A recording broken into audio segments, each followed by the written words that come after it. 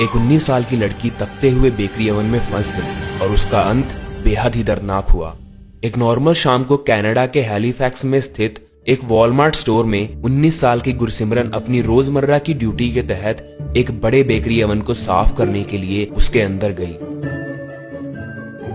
कुछ ही मिनटों बाद उसे पता लगा कि ओवन का दरवाजा बाहर से लॉक हो गया है। घबराहट में उसने जल्दी से इमरजेंसी बटन दबाने की कोशिश की, लेकिन बटन पहले से ही खराब था। पहले तो वह शांत रहकर मदद मांगने की कोशिश करती रही, लेकिन कुछ ही समय में ओवन का तापमान तेजी से बढ़ने लग गया और उसके साथ ही गुरसिमरन का डर भी। फिर उसने चिल्लाना शुरू किया। वो रो रो कर मदद के लिए पुकारने लगी। स्टोर में मौजूद ग्राहक और कर्मचारी उसकी आवाज तो सुन पा रहे थे, लेकिन उनका कहना था कि वो समय रहते उसे ढूंढ ही नहीं पाए और थोड़ी देर में ही उसके चिल्लाने की आवाज भी बंद हो गई।